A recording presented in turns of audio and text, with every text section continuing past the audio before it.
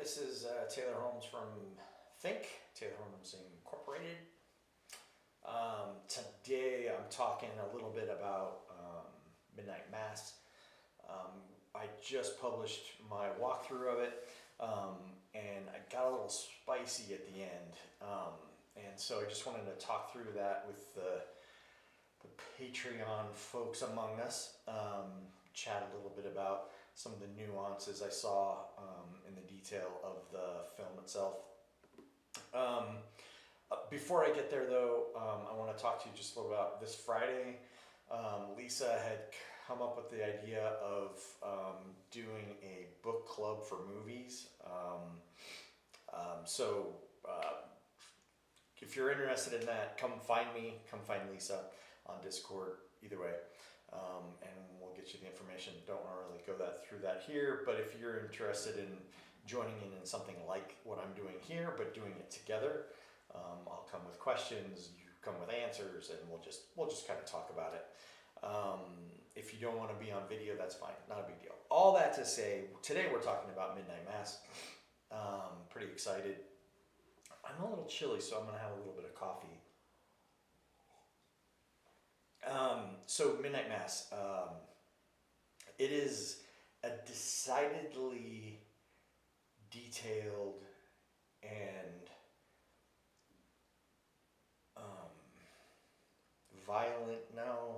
strong impeachment on the Catholic Church. I mean, beginning and end, that's what it's about. It's also, it's an indictment on the church itself. The Christian church specifically. Catholic Church, Christian Church, Evangelical Church, pick which variant of the Christian church you want to talk to, and it's an indictment of that. We see these characters on this island. It's a little mini ecosystem that is sort of a test tube of an idea of power corrupting, right? Within the church. This one priest, Pruitt, gets access to an angel? I don't know. I think he's a demon, but regardless, gets access to this power, metaphor, and uses that power to violently and militaristically expand the church. It is okay. So all of this is spoiler. So Pruitt obviously is the old priest become young through the blood of the angel. That reveal comes in the middle of the show, I think. And we learn that he's using that power specifically to have another chance with the love of his life, right? The Mabel Morgan, I can't remember her name. And he is, using that power for his own end. By the way, he's also using it in the church broader and putting the blood into the communion wine, which is metaphor. Like, it is ripe, just ripe for metaphor, right? But we watch at the end, because I could literally talk about this show all day for 12 hours straight. We see that the gradient of responses to this corrupting power in the church, this evil, this insidious evil that has come through the blood of Christ as a perversion, has spread to the church, spread to the members, and made vampires out of and within the church. I mean, how much more of a metaphor do you need? We watch as this corrupting power takes over the church, and people looking for healing, raising from the dead, eternal youth.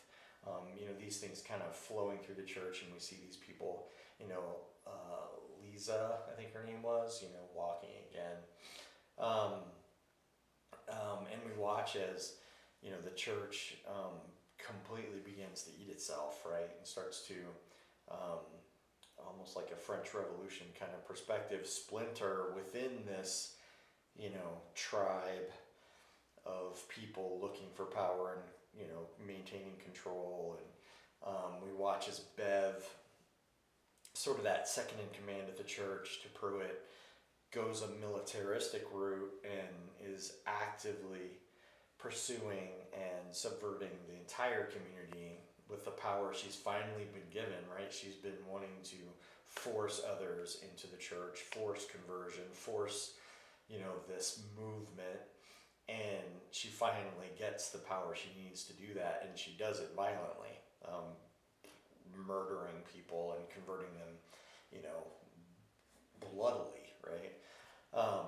And so if you watch the gradient of responses, we watch Riley, who is a sinner, starts the show out as a sinner. All he's looking for is a break, right? All he's looking for is forgiveness. He doesn't know if it's in the church. He doesn't know if there is a God, but he is looking for forgiveness. And we see that in the conversations that he and Aaron had spiritually about, is there a God? Is there an afterlife? What is the deeper meaning? Aaron kind of has this perspective that matter returns to matter, and matter isn't wasted. There is no God. I don't know where consciousness comes from, but it comes, it goes. Riley is just trying to do one good thing, which he does by rowing out into the ocean, right? That guarantees his death. And so as he is thinking about, telling Aaron that he loves her, that is, his one good thing. And oh, by the way, he knows what he has become, and it is better to die, to immolate, than it is to spread this evil. But the really key person in this whole show is one that doesn't seem quite that obvious. It's Lisa. She attended pretty much every service. I don't really know much about the Catholic Church. I mean, I know theologically a lot about the Catholic Church, but I don't really know like the cadences and the rituals and the different services. But she's at all of them, right? We know that she goes to all the services. She's devout. And she, through an accident from Joe, is shot and paralyzed. Obviously, she, through the communion, the blood of this demon angel, she begins to walk again.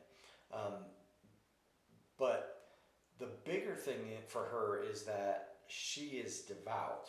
She's devout to, her faith and to the faith in God. The church and the blender spin cycle that is the church, power, Bev and Pruitt and the different, she kind of skews all of that and stays her own path and remains pure and innocent to the faith, her faith. The other person that is an interesting thing to look, the only two survivors is Warren, Lisa and Warren. Warren being, the son of a Muslim and watching him pray with his father, and then we find out later he's, reading the Bible and investigating that. But he stays pure as well, and he is open and looking to what is truth, right? What is meaning? What is purpose? And so the show has given us a very clear picture of what perfection is, or what we should aspire to. The Warren and the Lisa, you look at all the rest of the characters, and you really consider what sin looks like, or what power looks like, or what aspirations for this, that, or the other. So it's a fairly interesting treatise on the church. Sorry, my screensaver keeps locking. And so you just watch as Mike Flanagan, the writer-director of Haunting of Hill House, Bly, Manor, and these really amazing shows, has this very personal story from his own past and his own story where he's telling this myth or this idea about the church and the corruption of the church. I haven't heard an interview from him about the show, but apparently he's had this in his back pocket for years and years, and even hints of this Midnight Mass has been in some of his other shows. There have been books laying around and referring to this coming show, and so this story has been in his mind and kind of fulminating for a while. And so as you look at this story, it's actually not about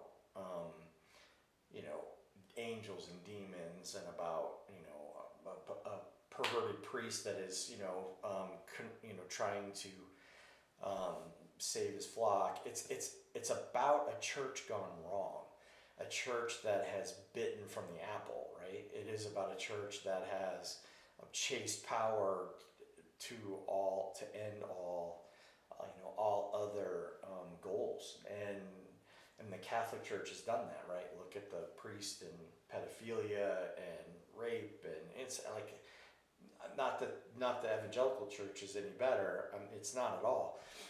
Could be even considered worse. But you look at the story of the church and this power and this lack of Christ-likeness that is kind of seeding out of the church. It's fairly shocking, and I think Mike is telling a fairly fascinating story here as we look at these different characters and their response to this opportunity for power. It is a fairly scary story, not because of the demons and the angels or the blood or whatever. That's not scary. It's scary because it's realistic, and in that the church has gone wrong. It has soured, or it has gone bad from within for years. And I completely relate with that. I don't want to go too far off the beaten path, but I do think this is a fairly profound, prophetic, insightful work in that it is telling the truth about what the church is doing in modern society today and how it has gone wrong. And so I think it's a powerful story. I didn't like it as much as Hill House, Haunting of Hill House, is that right?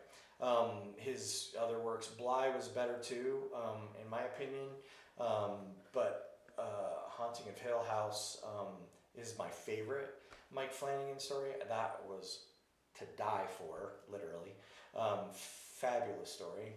This was really good in message and tone and idea. But as far as the show goes, I wasn't over the moon about it.